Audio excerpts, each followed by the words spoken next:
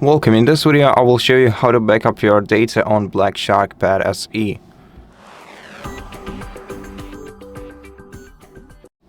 To do that, we're gonna have to swipe down the control center and open settings by tapping the gear icon. Scroll down the sidebar until you reach System, open System Settings and select Backup. Now here, if you do have a Google account linked, you'll be able to back up your data tapping Backup Now, given that you have enough storage in your cloud.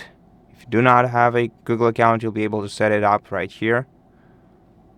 And then tap Backup Now, enter your PIN code, and wait until the backup is finished. In my case, most probably not gonna be finished since I don't have enough storage in the cloud already.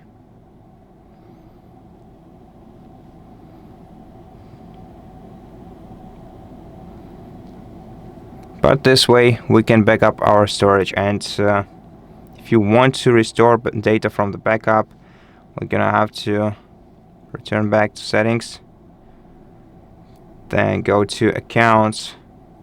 Now we're gonna have our accounts in passwords, passkeys and accounts.